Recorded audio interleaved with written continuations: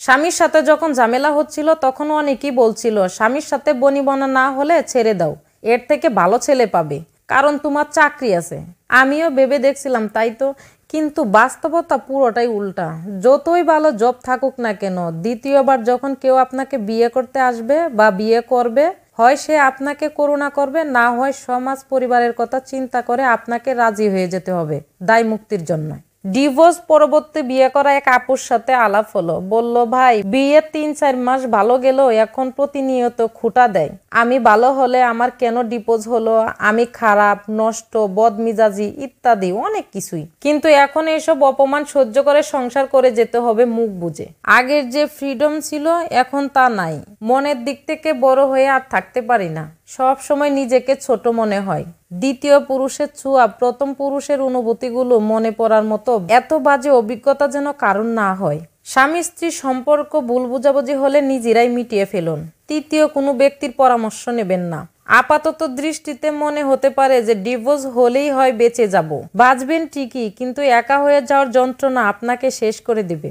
সাথে কোথাও চলাফেরা করতে গেলে নিজের হীনমন্যতা আর মানুষের আলগা করুণায় আপনার জীবন তখনই আরো অতিষ্ঠ হয়ে যাবে। তাছাড়া প্রথম মানুষটির মতো ভালোবাসা এবং সম্মান আর কোথাও পাবেন না। পরামর্শ একটাই, স্বামী স্ত্রীর সম্পর্ক ভুল বোঝাবুঝি হলে নিজেদের মধ্যেই সমাধান করুন। আর আপনি শিক্ষিত, ব্যবসায়ী নারী, নিজের আত্ম অহংকারের কথা চিন্তা করে স্বামীর হুকুমের বাইরে চলাচল করবেন এমন মানসিকতা পরিবর্তন করুন। মনে রাখবেন আপনি নারী আর সে পুরুষ। আল্লাহ পুরুষদেরকে পরিবারের কর্তা বানিয়ে পাঠিয়েছেন, আপনাকে না। আপনি মা, আপনি মায়ার সাগর। আবার সমাজ গঠনের জন্য একজন পুরুষ যেমন ভূমিকা পালন করে থাকে, ঠিক তেমনিভাবে একজন নারীর অবদান অস্বীকার করা যায় না। আমাদের সমাজে এমন অনেক নারী আছে যারা হয়তো সঠিক মানুষ খুঁজে পায়নি, হয়তো অনেক চেষ্টা করছিল তার সংসারটা টিকিয়ে রাখার জন্য, কিন্তু ইচ্ছা থাকলেই কি সব আশা পূরণ হয় না। আমাদের সমাজে এখনো মনে করি একটি সংসার ভিত্তি ঠিক রাখার জন্য নারীকে ছাড় দিয়ে চলতে হবে, কিন্তু অপর পাশের ব্যক্তি যদি সেরকম ইচ্ছা প্রকাশ না করতে পারে তাহলে কিন্তু সেটা কখনোই সম্ভব না। আমাদের উচিত এমন নারীর প্রতি কুচিন্তা বা কুরুচিপূর্ণ মন্তব্য না করা, খারাপ সময় তার পাশে থেকে তাকে মানসিকভাবে সাপোর্ট করে সামনের দিকে এগিয়ে নিয়ে যাওয়া, তাহলে সে পরবর্তীতে নতুন একটি জীবনযাপন করতে পারবে।